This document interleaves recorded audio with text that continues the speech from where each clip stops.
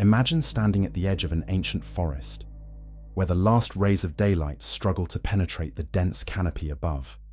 The air here is different, thick with the scent of moss and decay, alive with sounds that belong to no creature you can name. This is not merely a collection of trees, but a threshold, a border between the world you know and a realm governed by laws far older than human memory. In the heart of the Slavic lands, where birch and pine stretch endlessly toward horizons that seem to dissolve into green shadow. Such places were never just wilderness. They were sanctuaries, prisons, and kingdoms all at once, ruled by a being whose very existence challenged the notion that humanity stood alone at the center of creation. Before we venture deeper into this twilight realm, I invite you to join our community here at Echoes of the Old World, where we pull back the veil on the myths and legends that shaped civilizations. Subscribe now, because what we're about to explore will take you to places where the familiar becomes strange and the forgotten becomes urgent. These stories aren't just entertainment. They're the encoded wisdom of ancestors who understood that the world was far stranger and more alive than we allow ourselves to believe today. The Leshy, known by many names across the Slavic territories, the Leshy, Lisovyk, is neither demon nor deity in the way those terms are commonly understood. He is something older, something that predates the neat categories of good and evil that later religions would impose upon the landscape. To call him a forest spirit is accurate but insufficient. The Leshy is the forest itself, given consciousness, agency, and will. He is the embodiment of a truth that modern civilization has worked tirelessly to forget. That is not backdrop, not resource, not empty stage upon which human drama unfolds. Is alive, intelligent, and under no obligation whatsoever to accommodate human presence or purpose. Before we go further, I want to hear from you. Leave a comment below telling me where in the world you're watching from, and whether forests still hold that sense of mystery and danger in your part of the world. Do you have stories passed down through your family about things that shouldn't exist, but do? Share them. These connections matter, because what we're discussing isn't just history, it's a living tradition that continues to pulse beneath the surface of our sanitized modern existence. For the Slavic peoples who lived in intimate proximity to these vast woodlands, the forest was never neutral territory. It provided shelter, fuel, food, and medicine, but it demanded respect in return. Step into the woods without proper reverence, without observing the rituals and protocols that governed safe passage, and you risked far more than simply getting lost.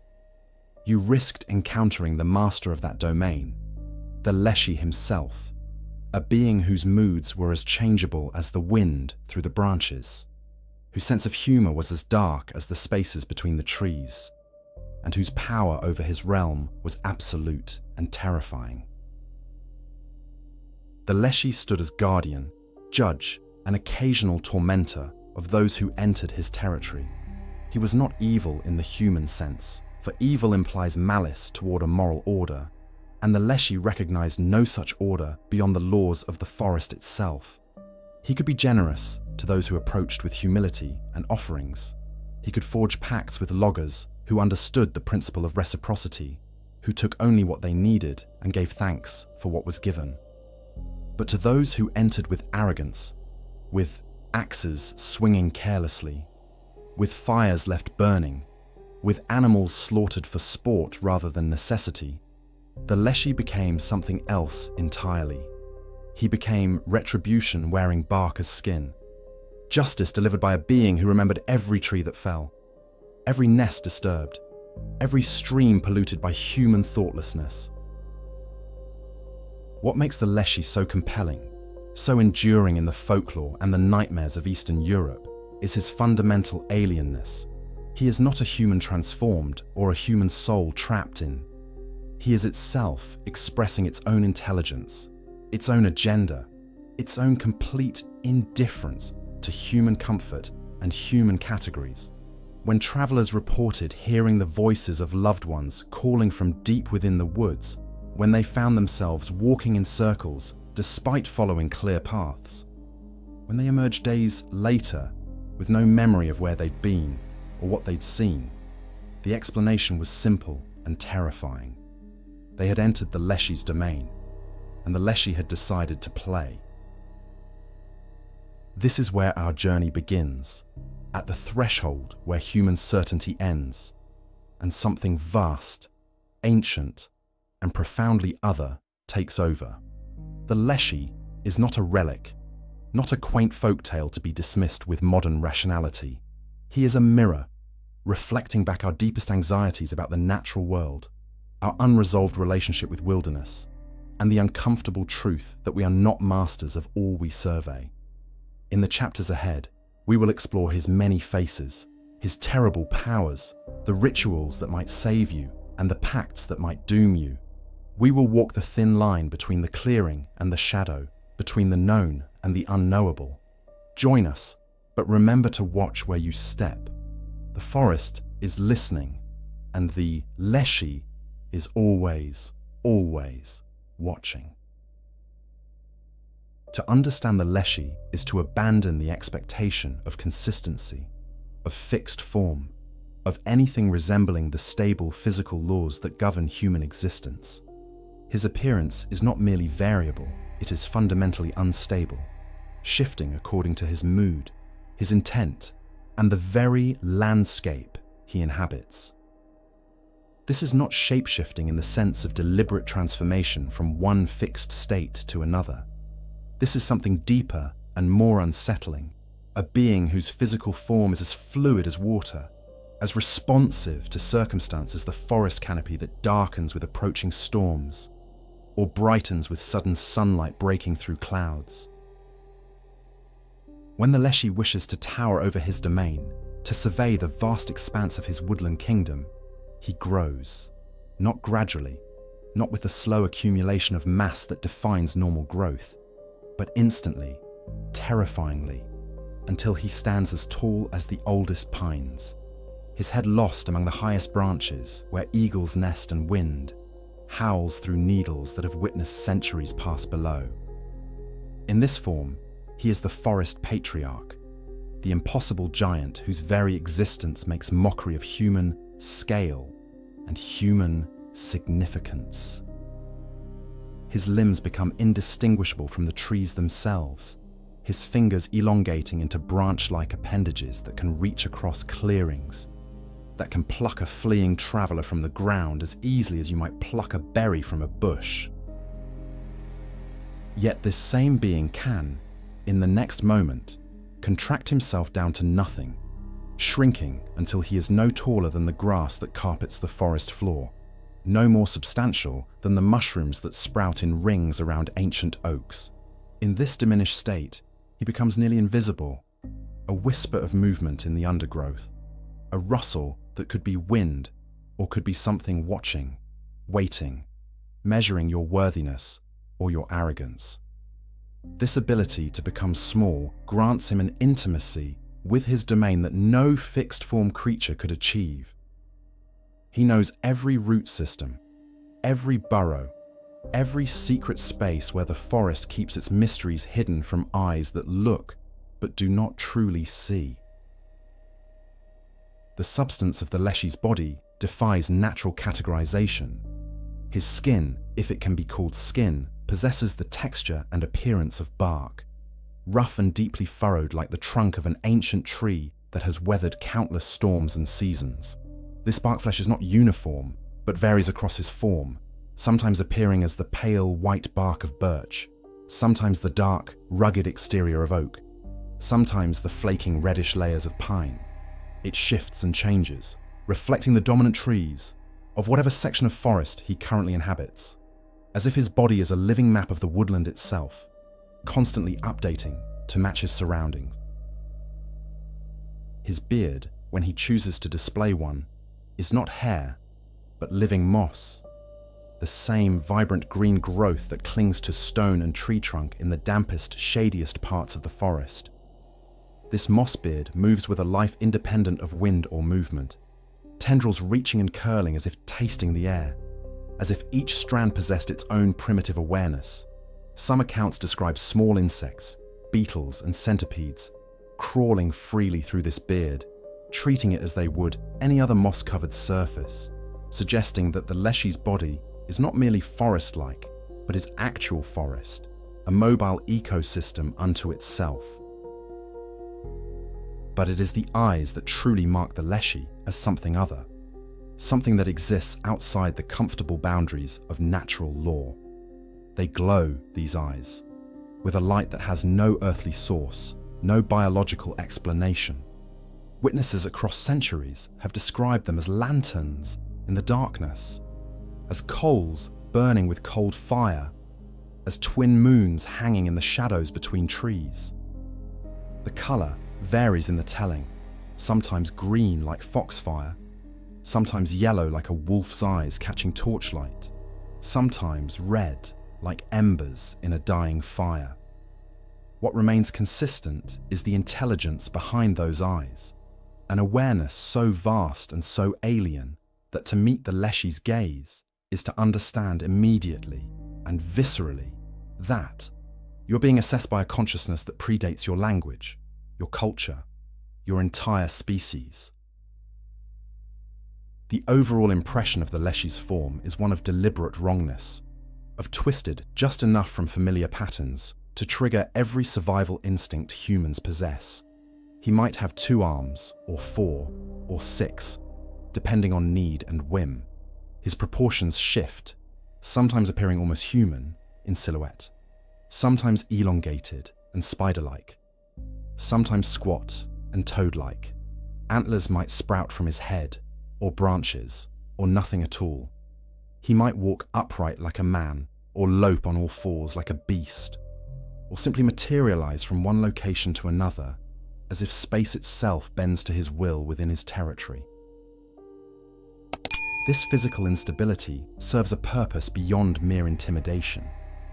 It makes the Leshy impossible to predict, impossible to prepare for, impossible to fight or flee using conventional tactics. How do you outrun something that can become as tall as the trees and step over fallen logs that would take you minutes to climb? How do you hide from something that can shrink small enough to follow you into the tightest thicket? How do you recognize danger when the thing hunting you can reshape itself to resemble the landscape you're desperately trying to navigate? The Leshy's form is a weapon, a tool, and a statement all at once. It declares that within the boundaries of the forest, human expectations of reality hold no weight, that the laws governing this realm are written in a language older than words, enforced by a being who wears the wilderness itself as flesh and bone and blood.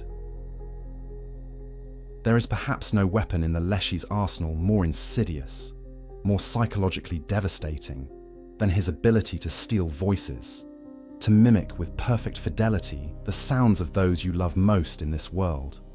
Imagine walking through dense forest as twilight descends, your path growing less certain with each step, when suddenly you hear it. Your mother's voice, calling your name with that specific inflection she uses when worried, when she needs you to come home immediately. Or your child's cry, high and frightened, coming from somewhere just beyond that line of trees, just past that shadowed ravine. Every instinct you possess, every bond of love and duty that makes you human, screams at you to follow that voice, to answer that call, to rush toward the person who needs you.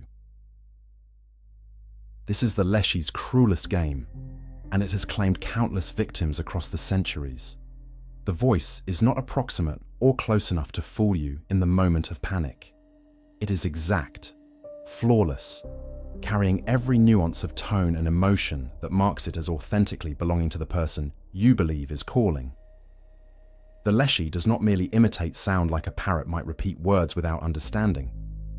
He reaches into your memory, into your heart and pulls forth the precise acoustic signature that will bypass all rational thought and trigger immediate emotional response. He weaponizes love itself, turning your deepest attachments into the rope that leads you deeper into his labyrinth. The accounts of those who survived such encounters, and survival was never guaranteed, describe the experience as a form of auditory haunting that leaves permanent scars.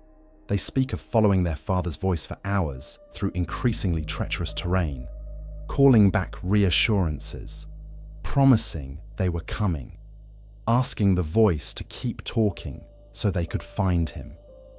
They describe the growing sense of wrongness as the voice led them in circles, as familiar landmarks disappeared, as the forest itself seemed to rearrange around them into configurations that defied memory and map alike. Some realized the deception only when they heard their supposedly lost loved one calling from two different directions simultaneously, the illusion breaking like shattered glass, leaving them alone in darkness with the sound of laughter echoing from every shadow. Others were not so fortunate in their realization. They followed until exhaustion claimed them, until they collapsed in clearings that smelled of rot and old bones, until they woke days later with no memory of where they had been or what they had done, their clothes torn, their hands bleeding, their minds carrying fragments of dreams that felt more real than waking life. Some never returned at all, their families left to wonder whether they still wandered somewhere in those endless woods, still following a voice that promised reunion just around the next tree, just across the next stream, just a little farther into the green darkness. The psychological mechanism at work here is brutally effective. The Leshy exploits the fundamental human inability to ignore distress calls from those we are bonded to. Evolutionary psychology has hardwired us to respond immediately and without extensive analysis when we hear certain vocalizations, especially from family members, especially from children. This bypassing of rational thought served our ancestors well in genuinely dangerous situations where hesitation meant death. But in the forest, in the Leshy's domain, this same mechanism becomes a fatal vulnerability. He does not need to overpower you physically when he can simply redirect your protective instincts against you, using your own love as the leash that draws you into places from which there may be no return. The phenomenon extends beyond simple voice mimicry. Travelers reported hearing entire conversations happening just out of sight. Familiar voices discussing matters that only those specific people would know about, using phrases and references that seemed impossible for any outside intelligence to fabricate. They heard their names spoken in tones of relief, of joy at finding them, of urgent warning about dangers ahead. They heard singing, the specific songs their grandmother used to sing while working, or the whistling pattern their brother always used when walking home from the fields. Each sound was a hook, barbed and designed to catch in the soft tissue of memory and emotion. Some folklore suggests the Leshy can hear the conversations of humans who pass through his forest, that he listens and learns and stores this information for later use. Others propose something more supernatural, that he can read minds or access memories directly, plucking names and voices from consciousness itself. Regardless of mechanism, the effect remains the same. The Leshy possesses intimate knowledge of your relationships, your emotional landscape, your vulnerabilities. He knows precisely which voice will make you abandon caution, which call will override every survival instinct, which emotional button to push to send you stumbling into the darkness. This power speaks to a deeper truth about the Leshy and his kind. They are not mindless forces of not simple predators operating on instinct. They are intelligent, calculating, possessed of a cunning that understands human psychology, perhaps better than humans understand it themselves. The Leshy studies those who enter his realm, measures them, learns them, and then uses that knowledge with surgical precision. The voice in the birchwood is not random chance or natural phenomenon. It is deliberate manipulation, psychological warfare conducted by an entity that has had millennia to perfect the craft of turning humans against themselves. The Leshy's relationship with the creatures of the forest reveals a dimension of his that transcends simple territorial possession. He is not merely the master of a geographical space, but the shepherd, protector, and absolute sovereign of every living thing that moves beneath his canopy. The animals of the woodland, from the smallest vole to the largest bear, exist under his direct authority and protection. They are his subjects, his children, his responsibility, and he guards them with a ferocity that makes human notions of wildlife conservation seem quaint and inadequate by comparison. To harm an animal in the Leshy's forest without his permission, without proper ritual and acknowledgement of debt, is to invite consequences that range from inconvenient to absolutely catastrophic.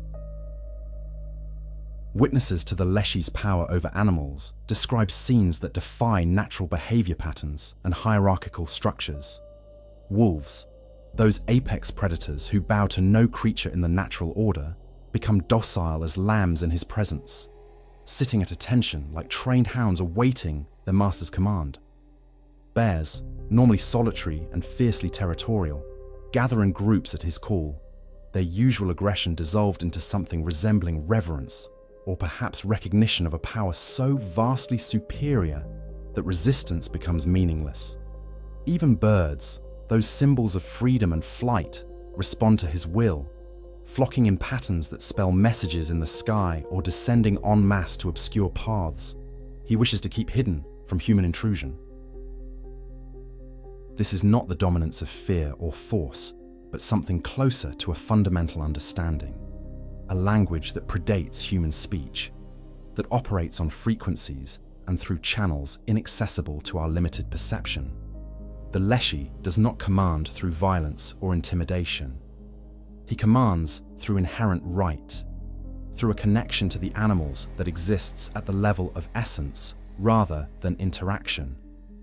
When he summons, they come not because they fear punishment, but because his call is woven into their instincts, coded into their behavior at a depth that makes obedience not a choice, but a biological imperative, as natural as breathing or seeking shelter from storms. The hierarchy of the forest under the Leshy's governance is absolute and unchangeable. He decides which predator eats and which goes hungry, which prey animal lives through winter, and which falls to tooth and claw.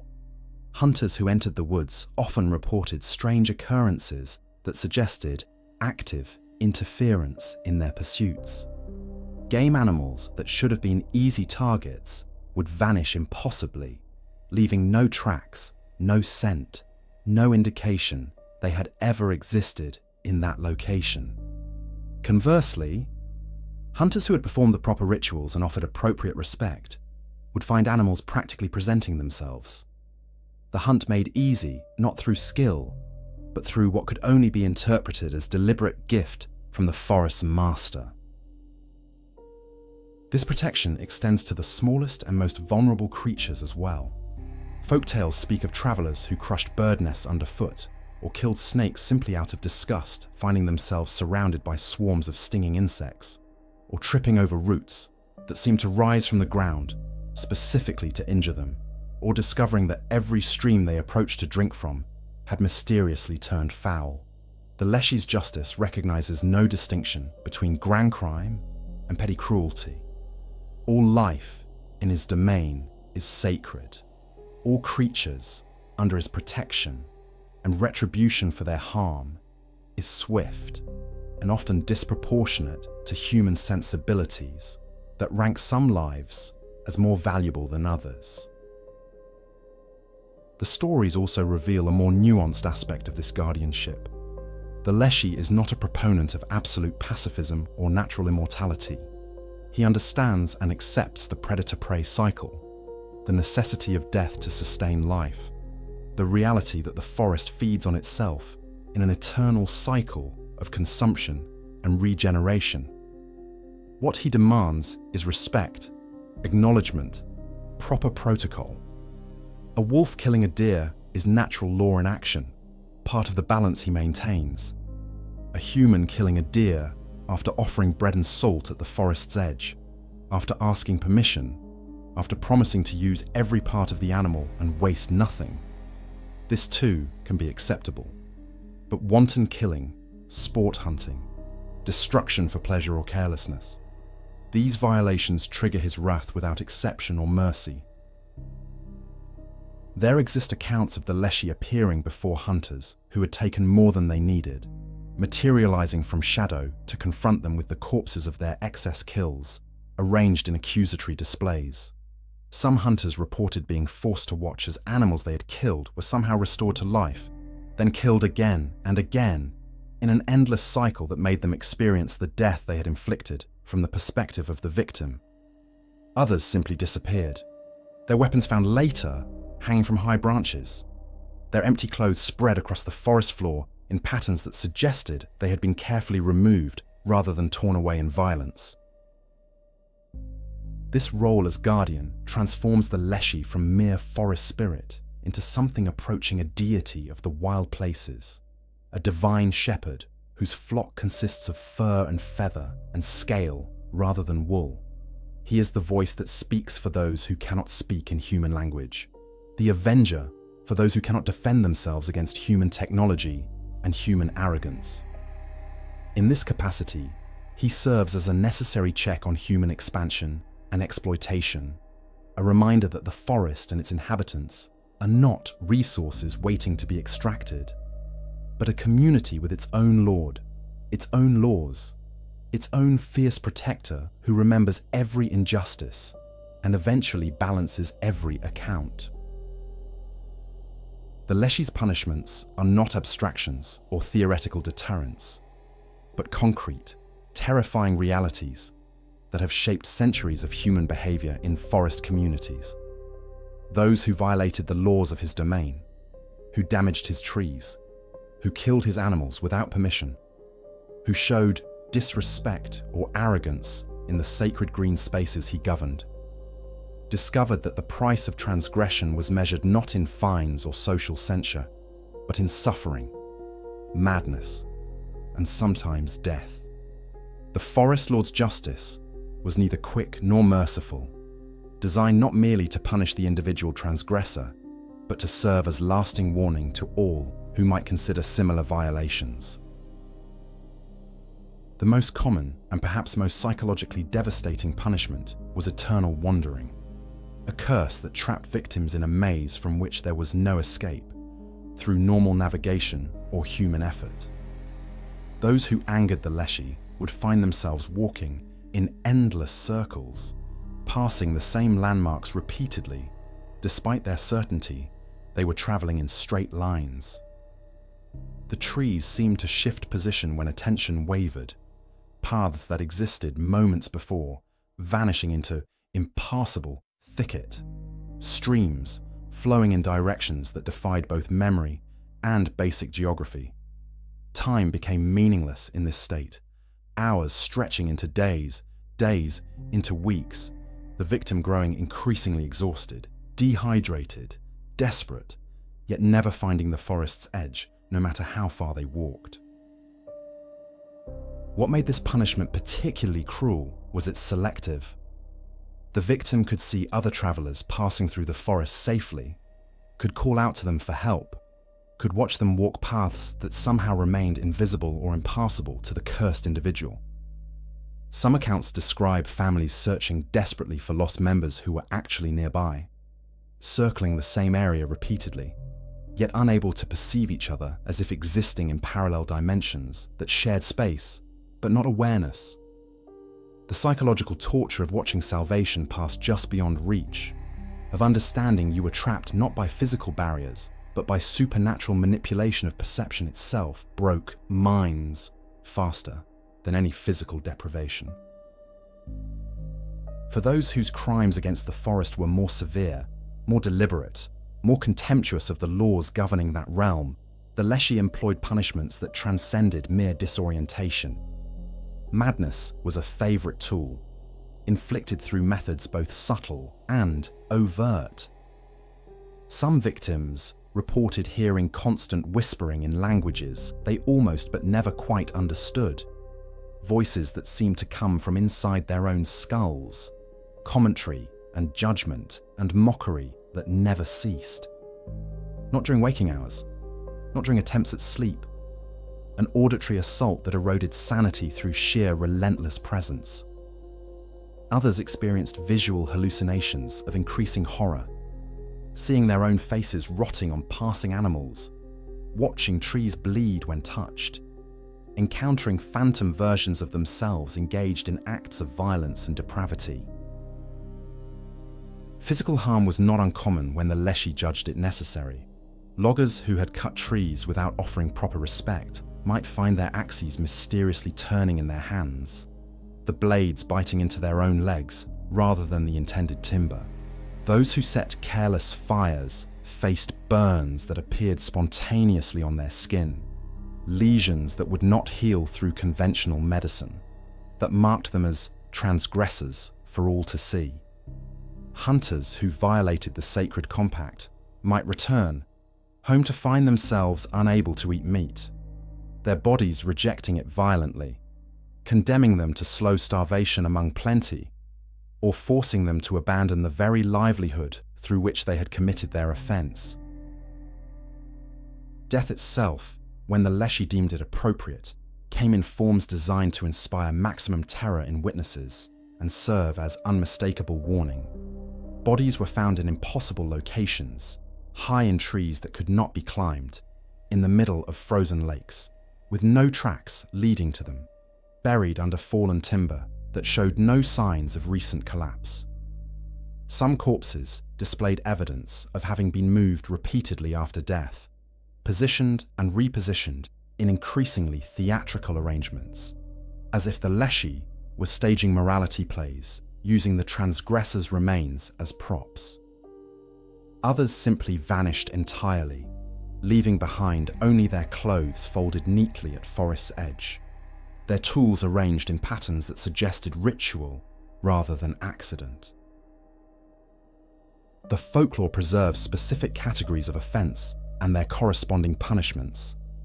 Those who damaged living trees faced becoming tree-like themselves, their skin hardening to bark, their feet rooting into soil, their screams growing fainter as transformation progressed, until only another twisted trunk stood in the clearing, its wood permanently cursed, unusable for any human purpose.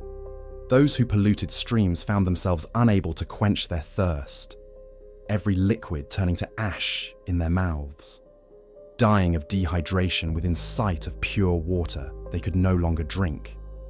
Those who destroyed nests or dens woke to find their own homes invaded by the forest, roots breaking through foundations, vines covering walls, their domestic space reclaimed by the wild with terrifying speed. What unified all these punishments was their fundamental purpose, not revenge for its own sake, but enforcement of a law that predated human civilization and would persist long after humanity's works had crumbled into forgotten dust. The Leshy was not cruel, but absolutely uncompromising in his role as guardian and judge. He offered clear rules, established protocols for respectful interaction, provided pathways for humans to coexist with the forest and benefit from its resources. Those who chose to ignore these rules, who approached the woods with arrogance or greed or contempt, discovered that ignorance was never accepted as excuse, that the Forest Lord's justice, once triggered, was as inevitable and implacable as the changing seasons themselves. In the face of the Leshy's terrible power and his capacity for swift, merciless punishment, the Slavic peoples developed a system of ritual appeasement that, when performed correctly and with genuine reverence, could transform the Forest Lord from potential enemy into cautious ally. Chief among these rituals was the offering of bread and salt, two substances that carried profound symbolic weight in Slavic culture and somehow resonated with the ancient intelligence that ruled the woodland realm. This was not mere superstition or primitive bargaining, but a sophisticated spiritual technology, a protocol for crossing boundaries between human and other, for announcing one's presence with humility rather than presumption, for acknowledging that entry into the forest was a privilege granted rather than a right assumed. The bread had to be real bread, baked by human hands, not some token or substitute. It represented civilization, agriculture, the transformation of wild grain into sustenance through human labor and skill. In offering bread, the traveler was essentially saying, "I come from the world of plowed fields and settled homes. I acknowledge I am entering a realm that operates under different laws.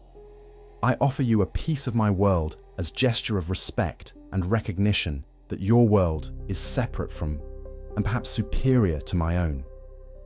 The bread was life, nourishment, the staff of human existence, and to give it freely was to demonstrate vulnerability, to show you came not as conqueror, but as supplicant. The salt carried its own complex symbolism, perhaps even more powerful than the bread. Salt was precious, valuable, necessary for preserving food through harsh winters when the Leshy himself was said to retreat into deep sleep. It was purifying, protective, associated with driving away evil spirits in folklore across countless cultures. Yet here, in this ritual, salt was offered not as weapon against the Leshy, but as gift to him, an acknowledgement that he was not evil to be warded off, but power to be respected and negotiated with. Salt represented permanence, incorruptibility, the enduring of agreements made in good faith. To offer salt was to say, "I make this compact seriously. I understand we are entering into a relationship that cannot be easily broken or dismissed." The offering had to be made at the threshold, at the boundary where human settlement gave way to wilderness, where the last cleared fields met the first line of trees. This liminal space was crucial, neither fully in the human world nor fully in the forest's domain, but a meeting ground where negotiations could occur. Travelers would approach this boundary with offerings held openly in both hands, speaking aloud their intentions, their names, sometimes even their fears. The words varied by region and family tradition, but the core message remained consistent. "I am entering your home, great guardian. I ask your permission and protection. I offer bread and salt in token of respect. Please allow me safe passage, and I will take only what I need and harm nothing without cause." What happened after the offering was placed varied according to accounts, but certain patterns emerged consistently. Sometimes the bread and salt would simply disappear, vanishing in moments when attention wavered, taken by unseen hands, or perhaps consumed by the forest itself. Other times, animals would approach, a fox or crow or squirrel, taking the offerings and carrying them into the undergrowth, acting as intermediaries between human and spirit. The absence of any immediate disaster or disorientation was itself taken as sign of acceptance, permission granted through the Leshy's silence rather than any overt acknowledgement. Those who failed to make this offering, or who made it with mockery or insincerity, discovered the difference immediately. The forest that greeted them was hostile from first step, paths vanishing, thorns seeming to reach out deliberately, a sense of being watched by malevolent intelligence that increased with every meter, traveled deeper into the trees. Experienced woodsmen could sense within minutes whether their offering had been accepted or rejected, reading subtle signs in how the forest responded to their presence, whether birds sang or fell silent, whether animals fled or observed with unusual boldness, whether the very air felt welcoming or oppressive. The ritual's power lay partly in its psychological effect on the offerer. To pause at the forest's edge, to consciously acknowledge you were leaving one realm and entering another, to speak your intentions aloud and ask permission rather than simply taking what you wanted. This transformed the entire mental framework of the journey. You entered the woods not as master, but as guest, not with arrogance, but with appropriate caution and respect. This shift in attitude likely prevented countless accidents and acts of thoughtless destruction simply by making travelers more mindful, more careful, more aware of their surroundings and the potential consequences of their actions. But the ritual worked on other levels as well, levels that resist purely rational explanation. Generation after generation of practitioners insisted the Leshy could taste sincerity in offerings, could sense the difference between genuine respect and empty gesture. They spoke of instances where the bread and salt had been offered correctly by rote but without real feeling, and the forest had responded with indifference at best, active hostility at worst. Conversely, offerings made with authentic reverence, even by children or strangers unfamiliar with the exact traditional words, were accepted and honored. The offerer granted safe passage and sometimes even extraordinary luck in their forest business. The pact of bread and salt represented humanity's acknowledgement of a fundamental truth, that we share this world with intelligences we do not fully understand, that some boundaries should be approached with humility rather than crossed with force, that the price of safe passage through dangerous realms is recognition that those realms do not belong to us and never will. Beyond simple appeasement and safe passage, the folklore reveals a more complex and fascinating dimension of human interaction with the Leshy, the possibility of actual negotiation, of binding agreements that could span generations and transform the relationship between community and forest, from one of fearful avoidance to something approaching partnership. The Leshy, despite his terrible power and alien, was not opposed to commerce with humans who approached him correctly, who understood the principles of reciprocity and sustainability, who viewed the forest not as resource to be exploited, but as living entity with which fair exchange could be conducted. These pacts, when successfully negotiated and faithfully maintained, allowed certain families and villages to prosper from forest wealth while remaining under the Leshy's protection rather than his wrath. The loggers and woodcutters who entered into such agreements followed protocols that were precise, ritualized, and absolutely non-negotiable in their execution.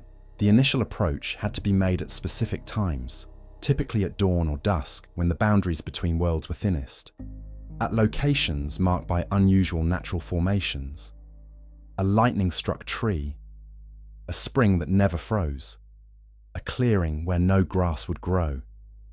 The supplicant would come alone, bearing offerings far more substantial than the simple bread and salt of travelers, often including honey, the first fruits of harvest, sometimes even items of personal value, a treasured knife, a silver coin, an heirloom that carried the weight of family history and sacrifice.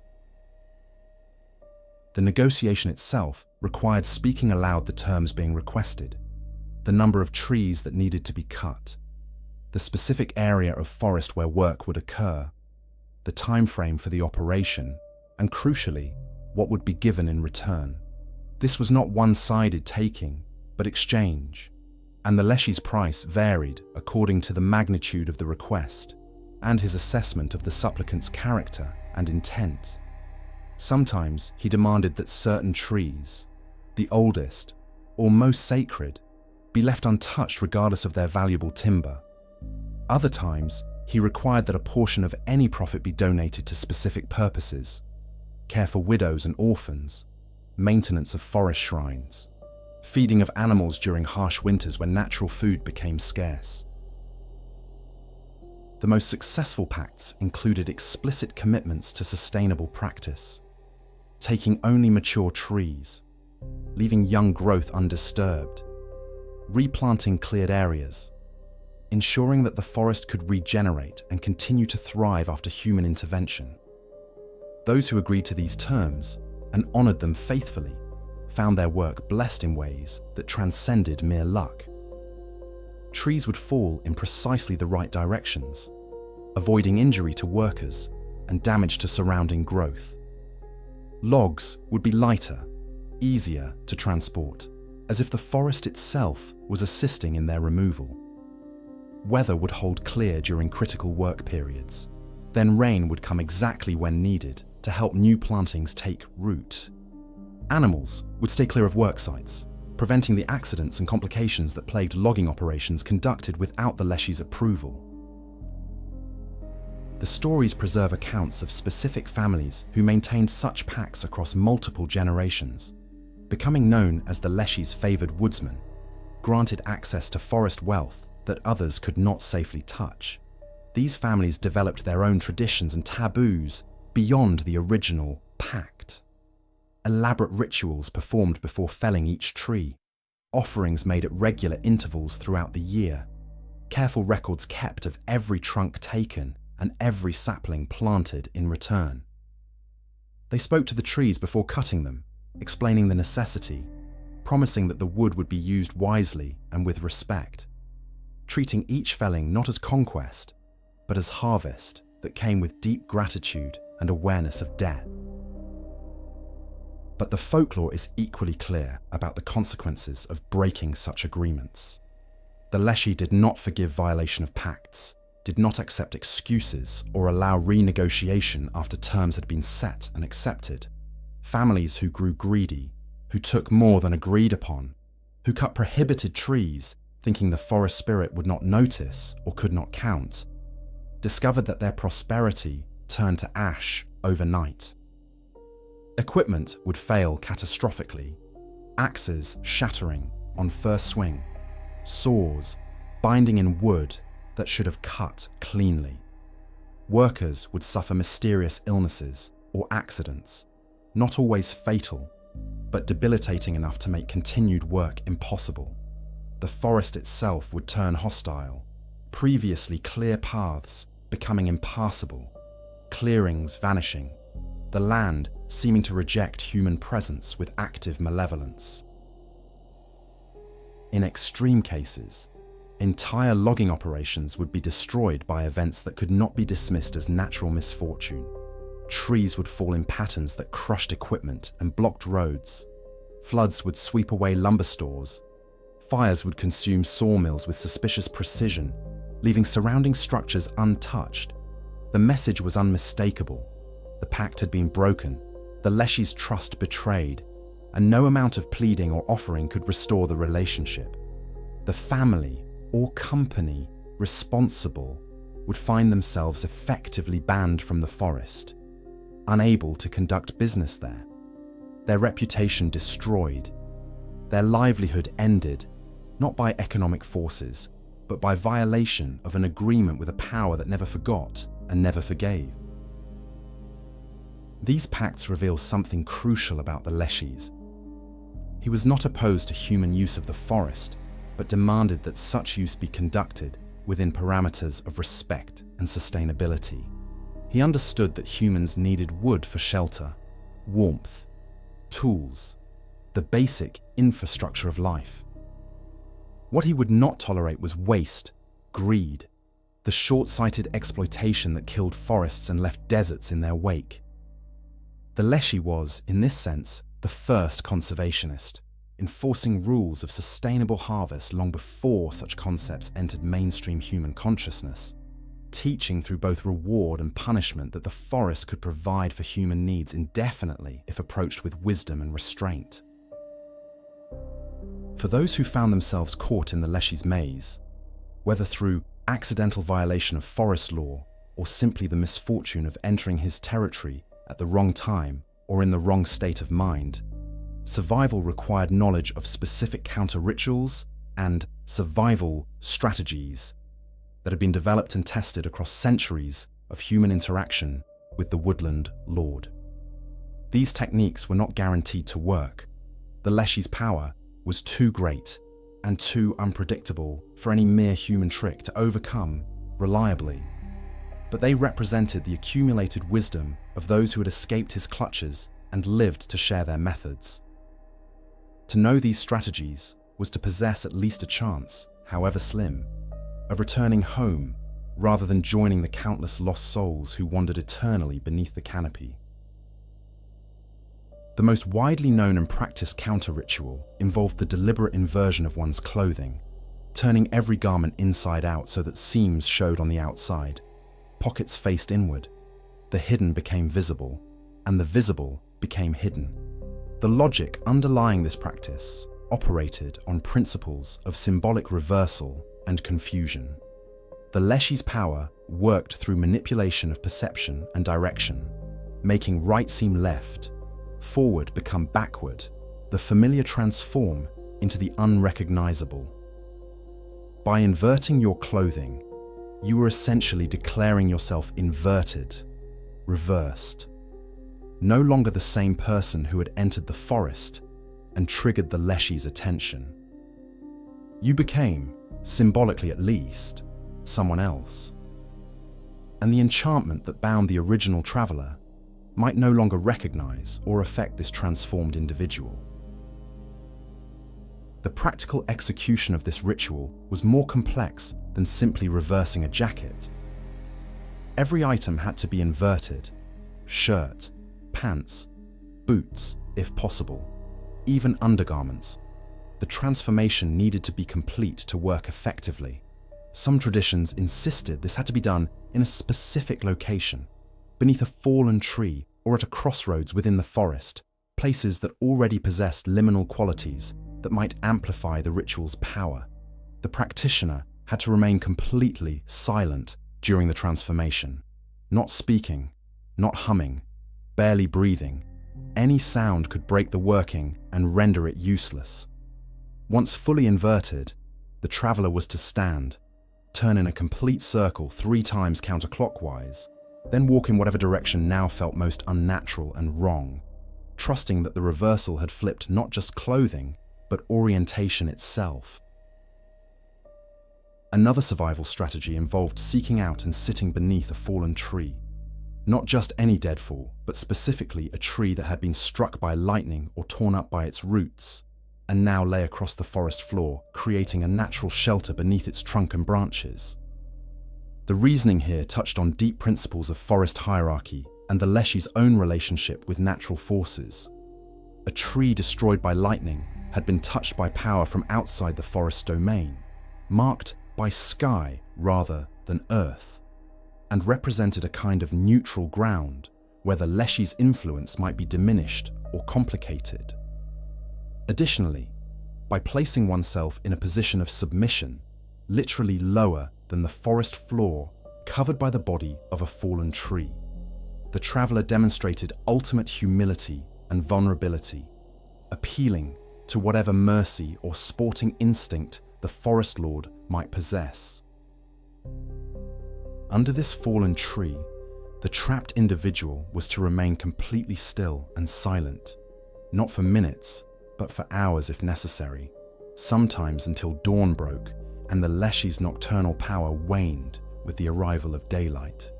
During this waiting period, the victim would often experience intense psychological pressure, hearing voices calling from outside the shelter, seeing lights moving through the trees, feeling the overwhelming urge to emerge and continue walking.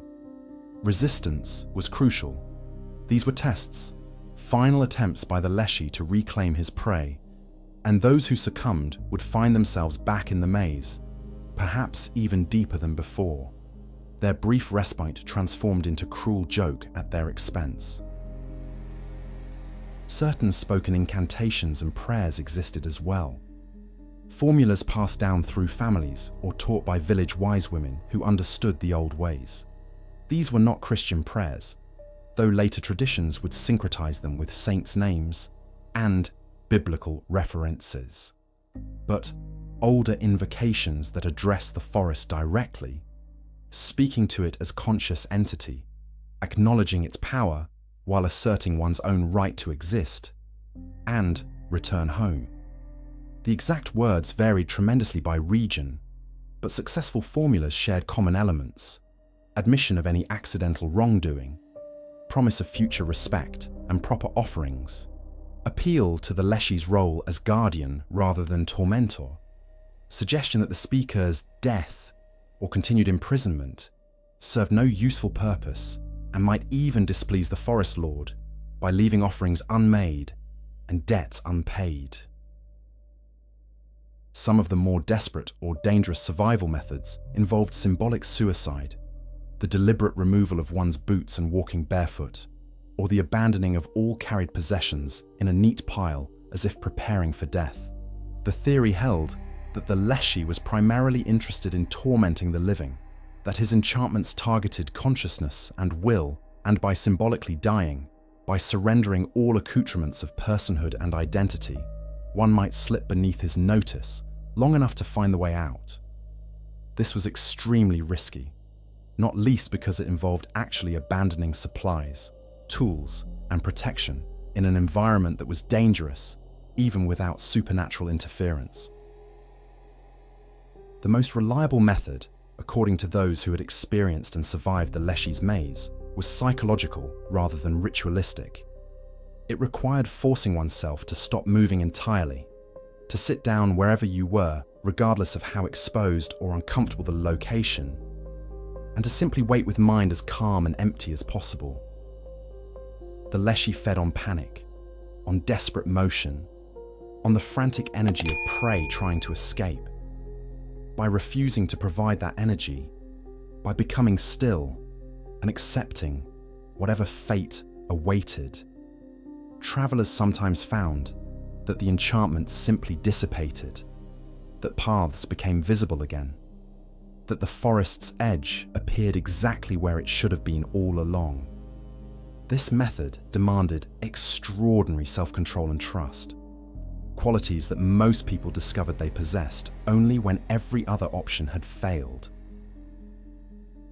The Leshy's power and temperament were not constant throughout the year, but fluctuated dramatically with the turning of seasons, waxing and waning in accordance with cycles that governed all life in the forest realm. To understand the Leshy fully, one had to understand him as a being inextricably bound to the annual death and rebirth of the woodland itself, his moods and capabilities shifting as dramatically as the landscape he ruled. This seasonal made timing crucial for any interaction with the forest lord. What might be forgiven in spring could prove fatal in autumn. What was safe in summer became suicidal in winter's approach. The wise traveler, the successful woodsman, the shaman who mediated between worlds, all paid careful attention to the forest calendar and adjusted their behavior accordingly. Spring marked the Leshy's awakening from winter dormancy, a time of rebirth and renewal, but also of unpredictability and volatile mood. As the snow melted and green shoots pushed through warming earth, the forest lord stirred from whatever realm or state he retreated to during the coldest months. Early spring was considered a particularly dangerous time to enter the woods because the Leshy emerged disoriented, hungry in some metaphysical sense, and prone to lashing out at any presence he encountered. He was like a bear, fresh from hibernation, powerful but confused, his usual patterns and preferences not yet fully re-established. Travelers who absolutely had to enter the forest during this period brought extra offerings, moved with extreme caution, and avoided any actions that might be construed as provocative or disrespectful. As spring progressed into full bloom, the Leshy's temperament generally improved, mellowing somewhat as the forest itself came alive with birdsong, budding leaves, and the return of animals from their winter shelters or southern migrations. This was the season of new growth, of abundance, of the forest demonstrating its resilience and vitality, and the Leshy seemed to draw satisfaction from this annual proof of his realm's enduring power. He was more likely during this period to ignore minor transgressions, to allow travelers safe passage even without perfect observance of rituals, to view the human presence in his domain with something approaching benevolent indifference rather than active hostility. Spring pacts were considered particularly auspicious, agreements made during this season thought to carry the blessing of renewal and growth. Summer brought the Leshy to the height of his power. the forest in full maturity, every tree thick with leaves, every stream running with life, the canopy so dense that sunlight reached the forest floor only in scattered fragments that moved like living things across moss and fern. During these months, the Leshy was said to be most active, most present throughout his domain, capable of manifesting simultaneously in multiple locations, or of shifting his attention from one end of the forest to another with thought-like speed.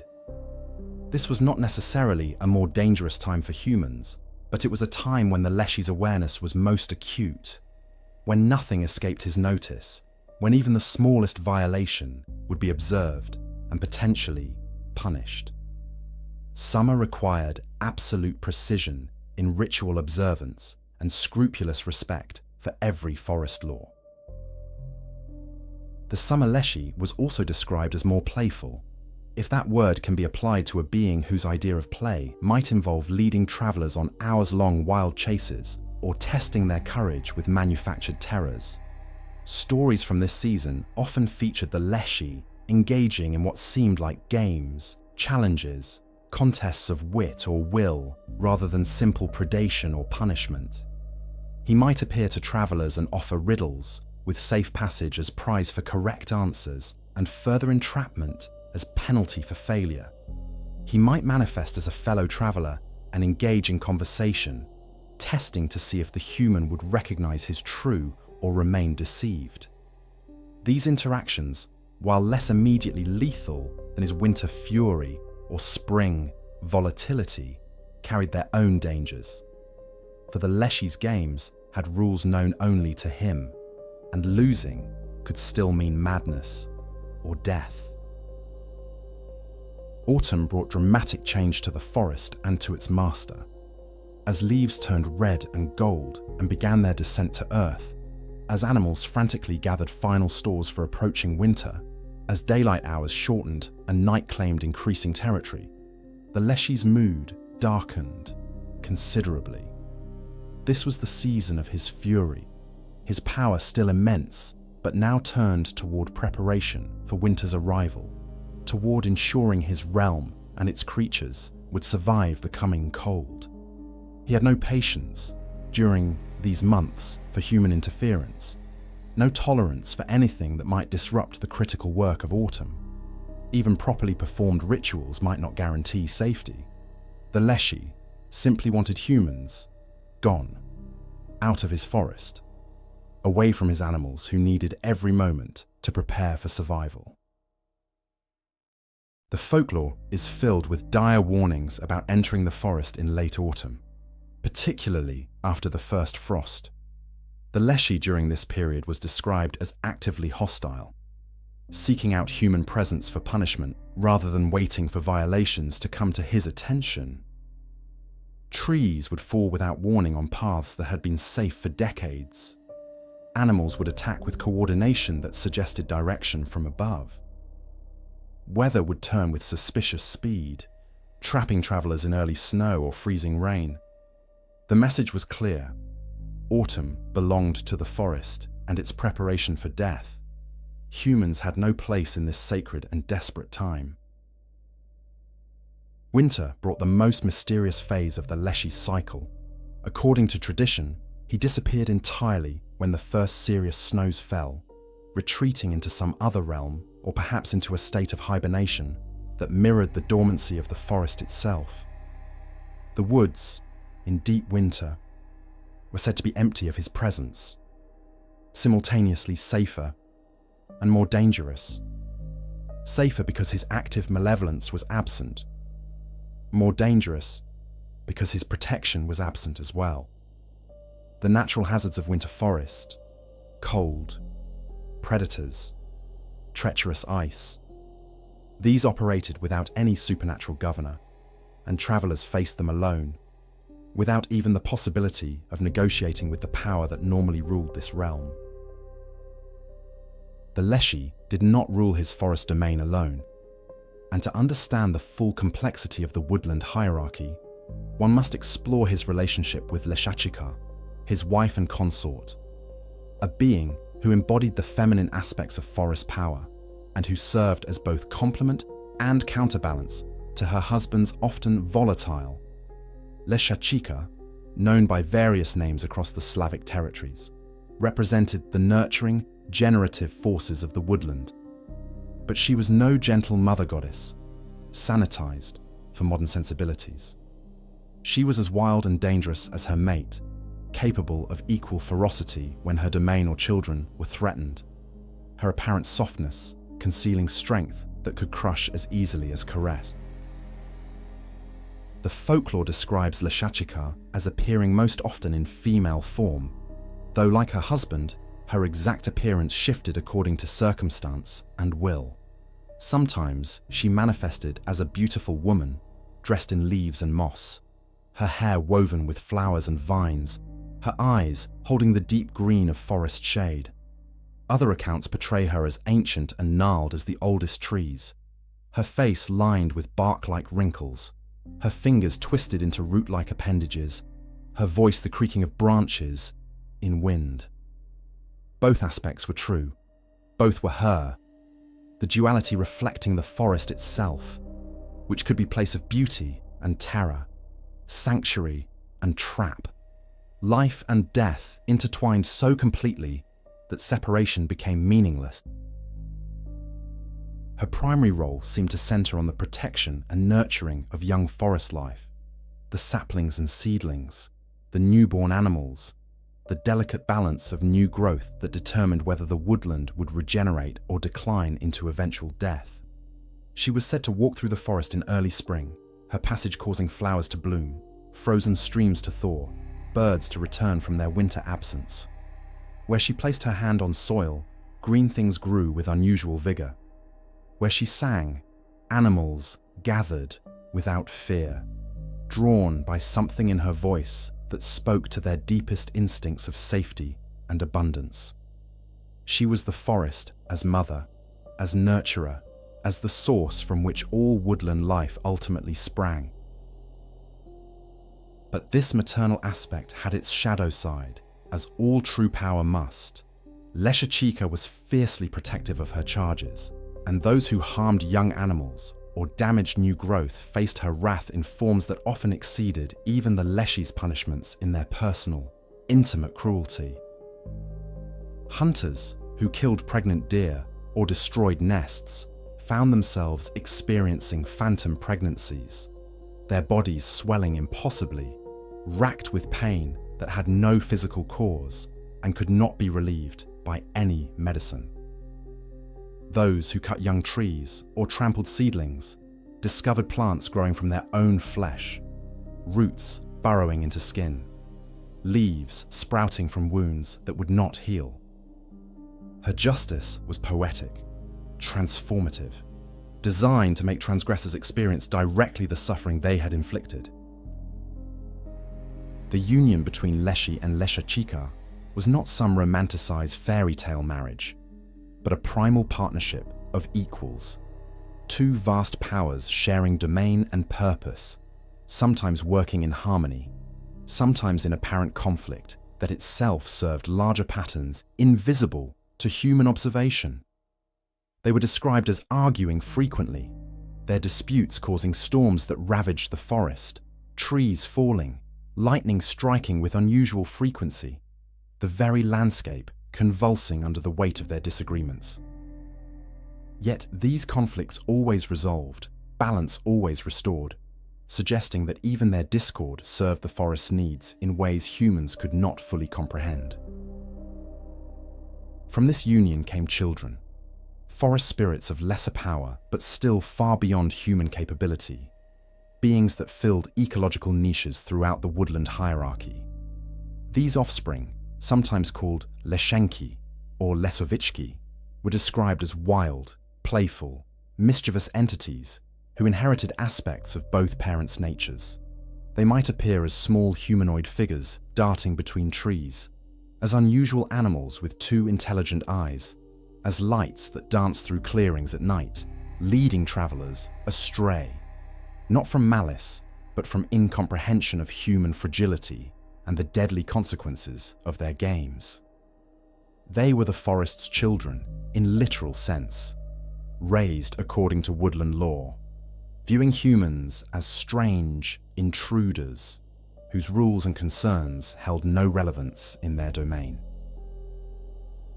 Some traditions suggest a more complex family structure, with Leshyachika being one of several female forest spirits associated with the Leshy, each governing different aspects of woodland life. Polodnicy, the noon spirits who appeared in fields at forest edges, might be considered cousins or sisters rather than entirely separate entities. Rusalki, the water spirits of forest streams and ponds, might share ancestry or alliance with the Leshy's household. This expanded family created a network of spiritual authority throughout the forest and its borders, ensuring that no aspect of the woodland ecosystem lacked its supernatural guardian and enforcer. The relationship between Leshy and Leshyachika also revealed important aspects of Slavic attitudes toward gender and power in the natural world. Unlike many mythological traditions that elevated male deities and relegated female ones to subordinate roles, the forest spirits maintained rough equality, each possessing domains of absolute authority, each capable of independent action and judgment. The Leshy could not override his wife's decisions regarding young life any more than she could countermand his judgments about mature trees or territorial boundaries. This partnership model suggested that the forest, and by extension itself, required both masculine and feminine principles operating in balance, that neither alone could sustain the complex, vital ecosystem that supported all life within its boundaries. To those seeking to understand or negotiate with forest powers, this meant recognizing both aspects, making offerings that acknowledged Leshyachika as well as her more famous mate, understanding that safe passage required approval from both guardians. The bread and salt left at forest's edge was meant for both. The prayers spoken addressed both. The respect demanded by the woodland was owed to its queen as much as to its king. When examining the Leshy within the broader context of world mythology, one encounters striking parallels with another forest deity from a different tradition, the Greek god Pan, whose domain encompassed the wild places of ancient Arcadia, much as the Leshy ruled the Slavic woodlands. These similarities are not mere coincidence, but suggest something deeper: the possibility that both figures tap into a universal archetype, a primordial understanding of wilderness as conscious, intelligent, and governed by powers that predate and transcend human civilization. The comparison illuminates aspects of both deities while revealing fundamental patterns in how human consciousness has conceptualized and related to untamed across vastly different cultures and time periods. Both Pan and the Leshy inhabit the liminal spaces where human settlement meets wilderness, serving as guardians of boundaries that are as much psychological and spiritual as they are physical. Pan ruled the mountains, forests, and wild meadows of Greece, places where shepherds ventured but cities did not reach, where the ordered world of agriculture and architecture gave way to older, stranger laws. The Leshy governed the vast forests of Eastern Europe, those endless expanses of birch and pine that represented the unconquerable, the untamed, the realm where human ambition met its limits. Both deities embodied the wilderness's refusal to be fully domesticated, its insistence on maintaining spaces where human control was illusory at best and fatal at worst. The physical descriptions of both beings share remarkable similarities, despite the geographical and cultural distance between their origins. Pan was depicted as part human, part goat, his lower body bestial, his face bearded, his head crowned with horns, his eyes holding an intelligence that was neither fully human nor fully animal, but something that transcended and included both. The Leshy, with his bark skin and moss beard, his antlers or branches sprouting from his skull, his form shifting between human and tree-like configurations, embodied a similar hybrid. Both represented the dissolution of boundaries between human and animal, between conscious mind and natural force. Both declared through their very appearance that in the wild places, categories that seemed fixed and absolute in civilized spaces became fluid, negotiable, ultimately meaningless. Perhaps most significantly, both Pan and the Leshy possessed the power to induce panic, that overwhelming terror that strips away rational thought and reduces even the bravest individual to fleeing, gibbering prey. The word panic itself derives from Pan's name, describing the irrational fear that seized travelers in lonely mountain passes, the sudden certainty that something vast and malevolent was watching from the shadows, the compulsion to run without direction or purpose. The Leshy's ability to disorient and terrify travelers, to lead them in circles, to fill the forest with phantom sounds and movements, operated on the same principle. Both deities weaponized fear itself, using psychological manipulation as effectively as physical force, demonstrating that in their domains, the greatest danger came not from claws or teeth, but from the collapse of human confidence and competence. The musical associations strengthen the parallel further. Pan was famously linked with the panpipes, his music described as both beautiful and unsettling, capable of inspiring ecstatic dancing or paralyzing dread depending on his mood and intent. The Leshy, too, was associated with strange sounds in the forest, whistling that seemed to come from everywhere and nowhere, music played on no visible instrument, rhythms that matched no human song yet somehow compelled movement or stillness according to patterns outsiders could not comprehend. Both used sound as tool and weapon, their melodies operating on frequencies that bypassed conscious thought and spoke directly to older parts of the human brain, the parts that remembered when humans were prey as often as predators. The sexual and procreative aspects of both deities also merit comparison. Pan was notorious for his lustful, his pursuit of nymphs through wild places, his role in fertility rites that acknowledged the connection between wildness and reproductive power. The Leshy's relationship with Leshachika and their numerous offspring reflected similar themes. The understanding that wilderness was not sterile or dead, but intensely, almost violently alive, generating and regenerating itself in cycles that had nothing to do with human morality or comfort. Both deities represented his indifference to human sexual taboos, the forest, a space where primal drives operated without shame or restraint. The association with madness forms another crucial parallel. Those who spent too much time in Pan's wild places risked losing their grip on civilized identity, becoming wild themselves, abandoning human language and custom to live according to different laws. The Leshy's ability to drive victims insane, to trap them in states where human reason dissolved, and they became part of the forest in ways that erased the boundary between self and environment, operated on identical principles. Both deities suggested that prolonged exposure to true wilderness could transform consciousness itself, that the human mind was not as fixed and stable as civilization liked to pretend, but could be reshaped, rewilded, returned to states that predated language and tool use. Yet, for all their similarities, important differences existed as well. Pan was eventually integrated into the classical pantheon, his worship formalized, his mythology recorded by poets and philosophers, who domesticated him somewhat through the very act of writing him down. The Leshy remained more fluid, more resistant to codification, his stories preserved in oral tradition among people who still lived in proximity to the forests he ruled. Pan became, in some sense, a literary figure.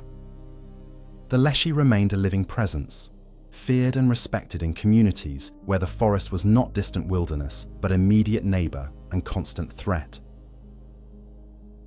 The arrival of Christianity in the Slavic lands, beginning in the 9th and 10th centuries, and spreading gradually across territories that had maintained pre-Christian beliefs for millennia, brought profound changes to how forest spirits like the Leshy were understood and discussed.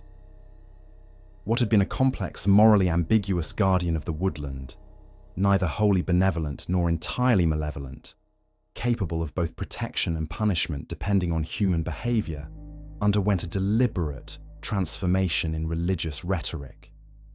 The Leshy was recast, simplified, demonized in the most literal sense, transformed from neutral natural force into servant of evil, from guardian into tempter, from ancient power deserving respect into fallen entity requiring exorcism and rejection.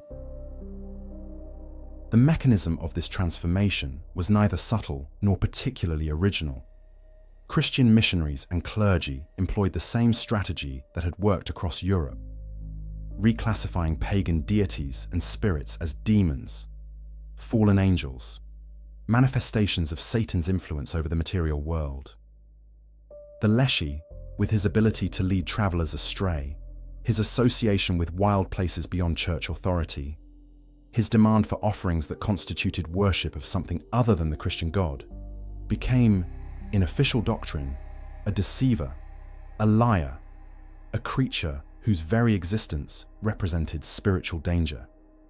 Church teachings insisted that any power the Leshy possessed came not from natural sovereignty over the forest, but from diabolic sources, that his seemingly successful pacts were traps leading to damnation, that respect and offerings constituted idolatry, punishable in this life and the next.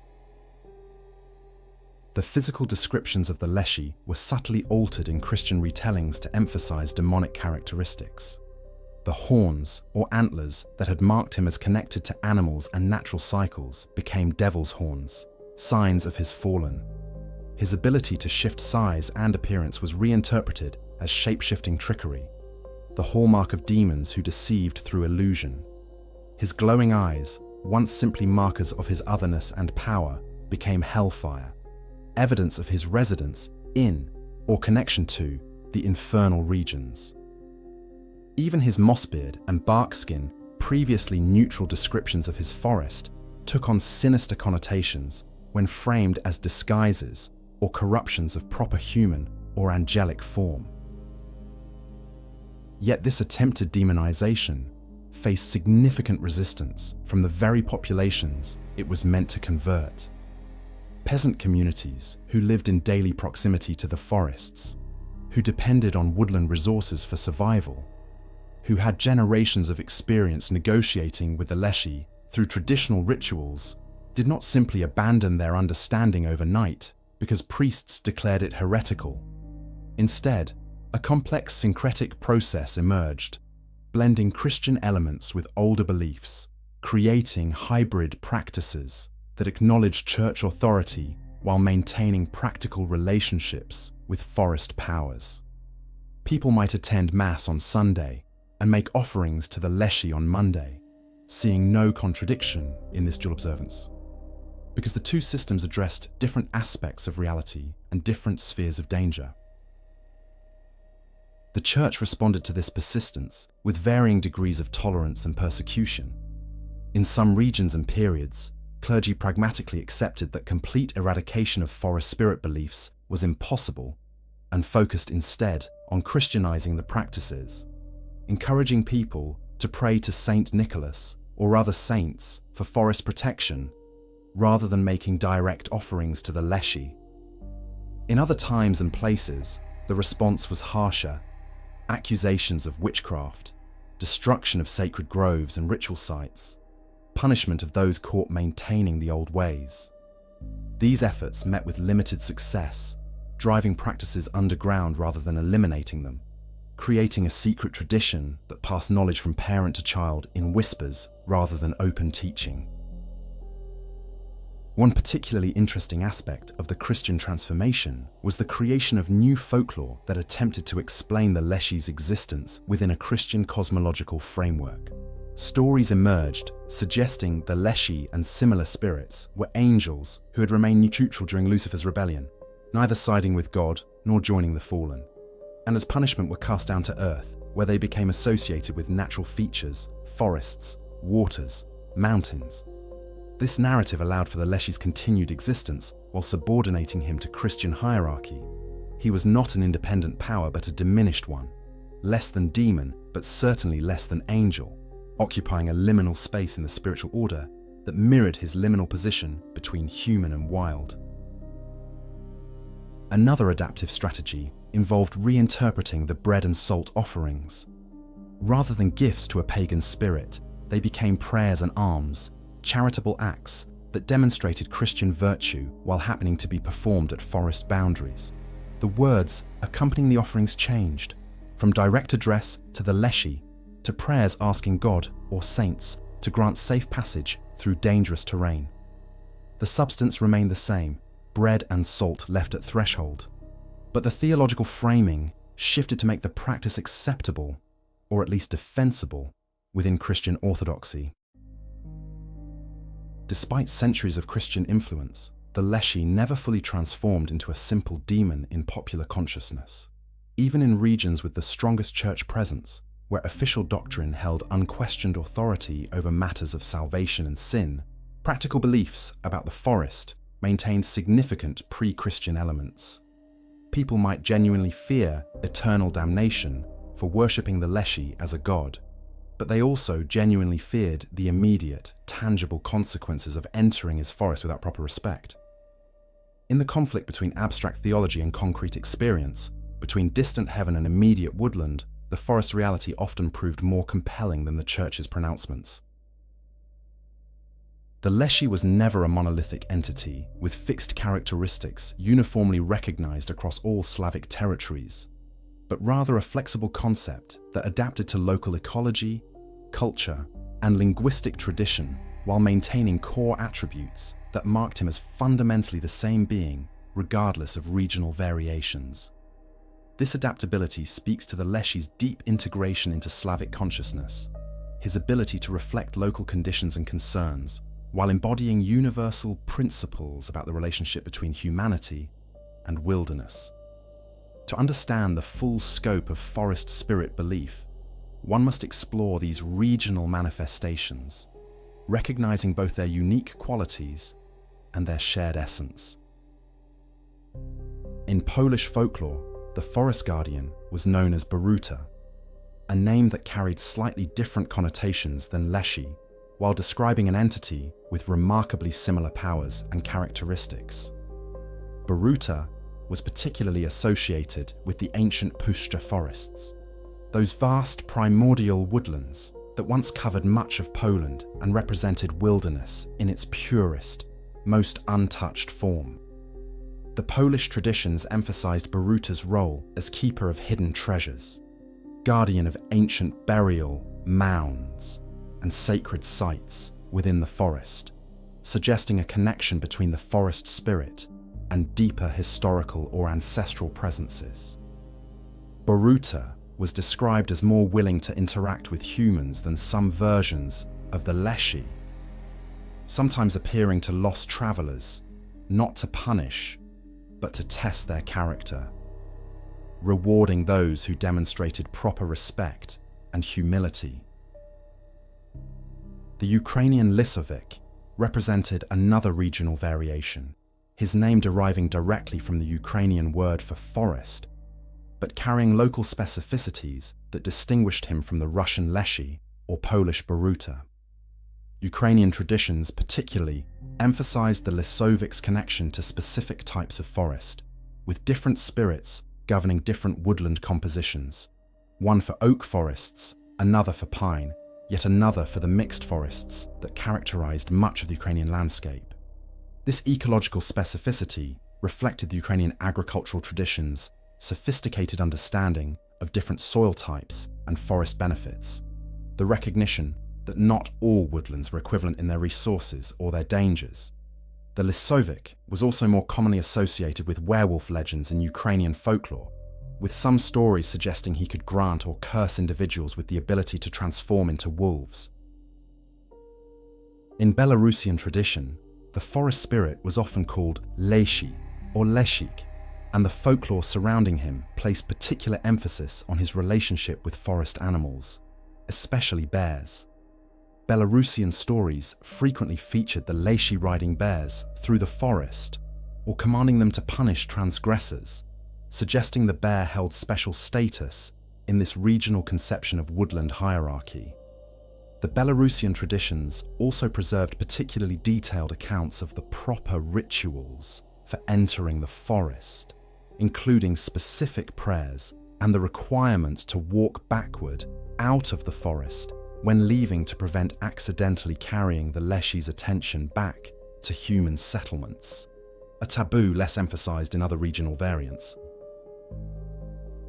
The South Slavic territories, including regions that would become parts of modern Serbia, Croatia, and Bulgaria, maintained their own forest spirit traditions that, while sharing the core Leshy archetype, incorporated elements from other mythological influences due to their geographical position at the crossroads of various cultural traditions. In some South Slavic folklore, the forest guardian took on characteristics that suggested influence from Greek spirits, becoming more explicitly linked to fertility and sexuality, less purely threatening and more ambiguously dangerous in ways that recalled Pan's jewel as both protector and predator. The South Slavic variants also showed greater integration with Christian elements earlier than Northern traditions, with some versions of the forest spirit explicitly described as fallen angels condemned to earthly guardianship. Despite these regional variations in name, specific attributes, and cultural emphasis, the core conception remained remarkably consistent across Slavic territories.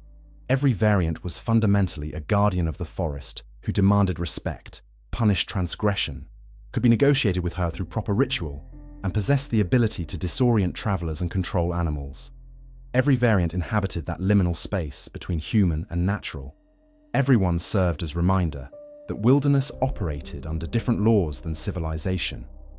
Everyone embodied the forest's consciousness and will. This consistency across such vast geographical and cultural variation suggests the Leshy represented something genuinely fundamental to Slavic experience and worldview, not merely local superstition, but a deeply rooted understanding of humanity's relationship with the natural world. The regional variations also reflected different historical experiences with deforestation and forest management. In areas where forests had been more extensively cleared for agriculture, the forest spirits took on more desperate, sometimes more malevolent characteristics, as if the shrinking of their domains had concentrated and soured their power. In regions where vast forests remained relatively untouched well into the modern era, the forest spirits retained more of their original ambiguous, capable of both generosity and cruelty, depending on circumstances. This suggests the folklore was not static, but responsive to changing ecological realities, the myths evolving to reflect actual conditions and relationships. The linguistic variations in names for the forest spirit also reveal interesting patterns. Most derive from root words related to forest itself. Leshy from les, meaning forest in Russian, Lisovyk from lis in Ukrainian. Yet the slight differences in construction and pronunciation created distinct identities while maintaining obvious kinship. This linguistic family relationship mirrors the conceptual relationship. These are clearly variants of the same essential being, adapted to local dialect and custom but recognizable across borders, as fundamentally the same power, the same warning, the same embodiment of the forest's consciousness and authority. In an age of satellite navigation, mapped wilderness, and the illusion that humanity has finally tamed and catalogued every corner of the natural world, reports of Leshy encounters have not ceased, but merely changed in character and context. The remaining old-growth forests of Eastern Europe, those fragments of primordial woodland that somehow survived the axes of agricultural expansion and the appetites of industrial logging, still harbor something that resists easy categorization. Experiences that modern frameworks struggle to explain, yet cannot simply dismiss as ignorant superstition. These contemporary accounts, collected from hikers, forest workers, and rural residents who maintain connections to traditional knowledge, suggest the Leshy, or something fulfilling his mythological role, continues to assert presence in the dwindling spaces where true wilderness persists. Modern hikers equipped with GPS devices report experiences that mirror ancient accounts with unsettling precision.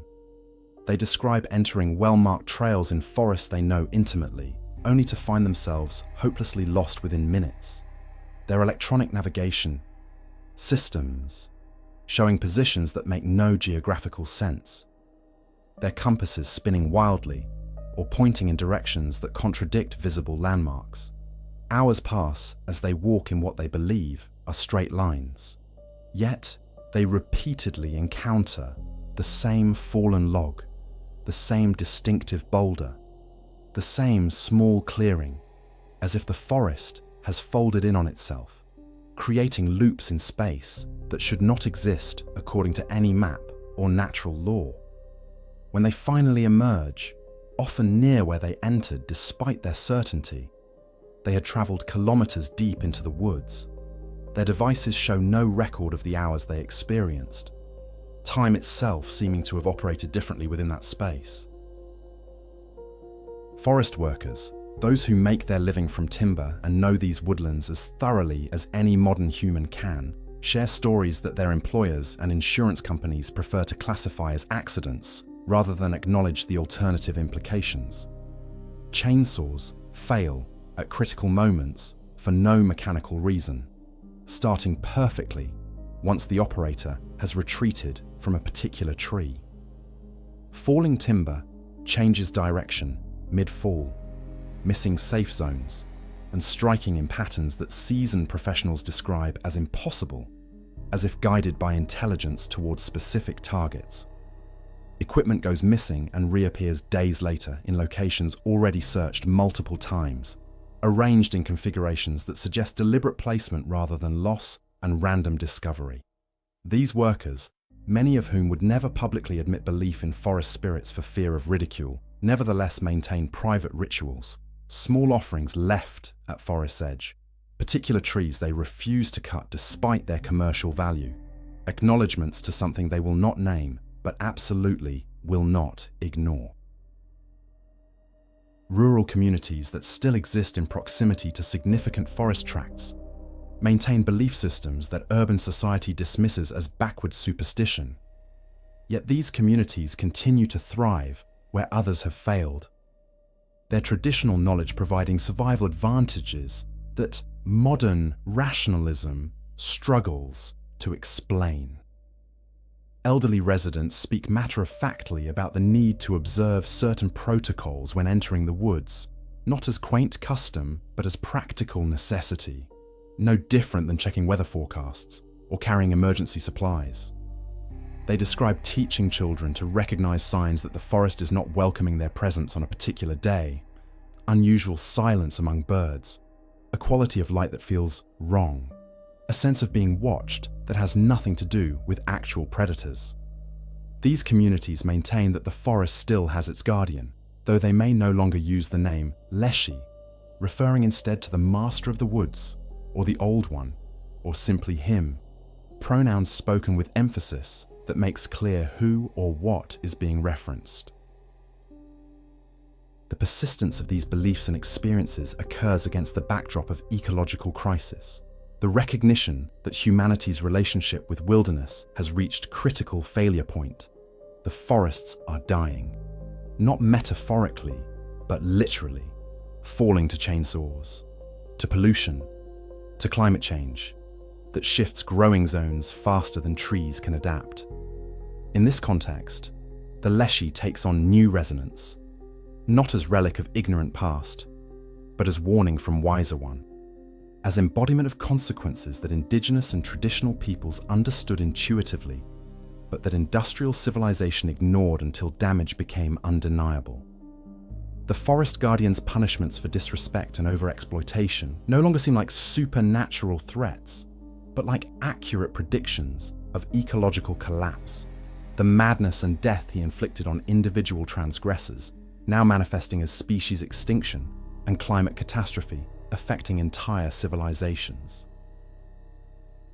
Some modern practitioners of revived pagan traditions and ecological spirituality have attempted to reconnect with the Leshy consciously and deliberately, performing traditional rituals in remaining old-growth forests, making offerings not from superstitious fear, but from philosophical commitment to acknowledging the more than human world.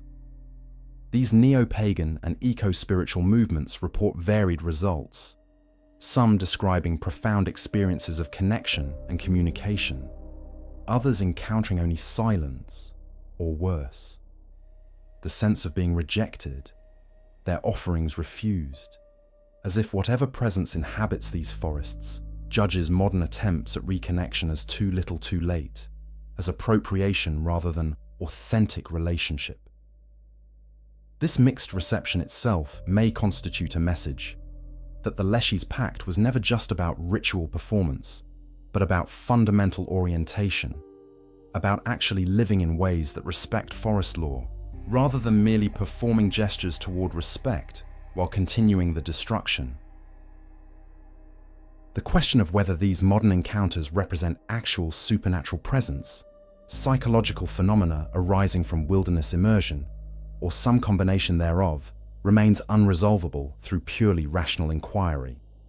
What can be stated with certainty is that something continues to happen in old forests that defies comfortable explanation, that human consciousness responds to these spaces in ways that suggest they are not empty of intelligence or awareness, that the boundary between human and wild remains as fraught and dangerous as it ever was, despite all our technology and supposed mastery. As we reach the end of our journey through the realm of the Leshy, we must confront the most profound question his mythology poses.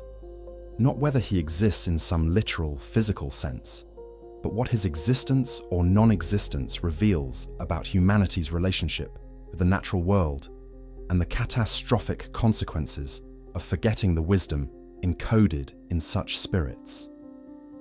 The Leshy is far more than a colourful figure from Slavic folklore, far more than a cautionary tale to frighten children away from dangerous woods. He's the embodiment of the forest's own consciousness, the personification of a truth that modern civilization has spent centuries trying to deny, that is not passive resource awaiting human exploitation, but active presence with its own intelligence, its own agency, its own capacity to respond to how it is treated. The forests remember. They remember when they were vast and unbroken, stretching across continents in green expanses that took weeks to traverse, when human settlements were small clearings surrounded by wilderness rather than the reverse. They remember when humans approached them with respect, born not from philosophical commitment, but from immediate recognition that the forest held power humans could not match or control, that survival depended on negotiation rather than domination. They remember the offerings made at their edges, the prayers spoken before trees were cut, the careful attention to balance and reciprocity that governed the relationship between human need and forest health. And they remember too, when that relationship shattered, when axes swung without ritual, when forests fell to feed industries that recognized no law but profit, when the ancient compact was broken not gradually, but violently, definitively, with consequences we are only beginning to understand. The Leshy, in this understanding, never died or disappeared, but was murdered, not in single act, but through thousands of small violences, each cleared hectare diminishing his power, each polluted stream weakening his presence, each extinct species removing part of his substance. What happens to a guardian when the realm he guards is destroyed? What happens to consciousness when the body it inhabits is dismembered? Perhaps he retreated into whatever remains of true wilderness, condensed and concentrated in the shrinking fragments of old-growth forest, his power compressed, his temperament darkened by loss and betrayal. Perhaps he dissolved entirely, his energy dissipating as the ecosystem that sustained him collapsed, leaving behind only stories and the phantom sensation of being watched in woods that no longer house anything capable of watching. Or perhaps, and this possibility carries the most weight and the deepest warning, he waits. In the few remaining forests that still qualify as wild, in the spaces where trees older than nations still stand, where animals still follow patterns undisrupted by human interference, the Leshy endures. Diminished, certainly, his domain reduced to a pitiful fraction of its former vastness, but not destroyed, not yet, still possessing enough power to remind those who enter with proper attention that the forest is not dead, not merely scenery, not collection of resources, but living whole that operates under laws humans did not write and cannot repeal. The modern encounters, the inexplicable disorientation, the equipment failures, the sense of hostile intelligence, these are not echoes of superstitious past, but messages from present, warnings that some boundaries still exist and some powers still enforce them. What the Leshy teaches us, across all his variations and through all the centuries of his mythology, is the necessity of boundaries, the vital importance of recognizing that not everything exists for human use, that some places must remain beyond our control, not as luxury or sentiment, but as fundamental requirement for ecological and perhaps spiritual survival. Every culture that maintained healthy relationship with wilderness developed similar figures, spirits or deities who governed wild places and demanded respect, who punished transgression and rewarded humility. These were not separate inventions, but recognition of the same underlying reality, that wilderness possesses its own integrity and agency, that it will respond to how it is treated, that exploitation without reciprocity eventually triggers consequences. No amount of technology or wealth can prevent or repair. The tragedy of modernity is not that we stop believing in the Leshy, but that we stop believing in what he represented, the autonomy and consciousness of the natural world, the necessity of approaching it with humility rather than arrogance, the understanding that we are participants in ecosystems rather than masters standing outside them. We replace the Leshy's complex, demanding relationship with simple extraction, his negotiated pacts with property rights that recognize no obligation beyond human law, his seasonal cycles with quarterly profit reports that acknowledge no rhythm but economic growth. And now, as forests burn and species vanish and climate systems destabilize, we face the Leshy's ultimate punishment, not inflicted on individuals who violated forest law, but on entire civilization that thought itself exempt from natural consequences. Yet even now, even after so much destruction, the possibility of restoration exists. The Leshy's mythology includes not just punishment, but partnership, not just warning, but wisdom about how humans can live in relationship with forests, rather than in opposition to them. The offerings of bread and salt, the respectful approach, the acknowledgement of the forest's sovereignty. These are not just empty rituals, but models for a different kind of interaction, one based on reciprocity and recognition of mutual dependence.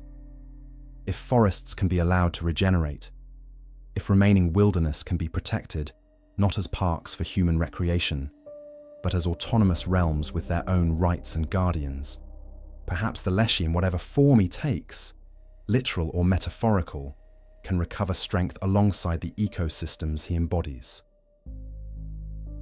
The forest remembers, and perhaps, if we are very fortunate and very wise, we will remember too, before the last old growth falls and the last guardian fades into silence, before we discover too late that the Leshy's warnings were never superstition but prophecy. If you found value in this journey through the Slavic woodlands, subscribe to Echoes of the Old World, where we continue to explore the myths that shaped human consciousness and the wisdom they still hold for our troubled present. The old gods may be sleeping, but they are not dead, and the forests, against all odds, still stand.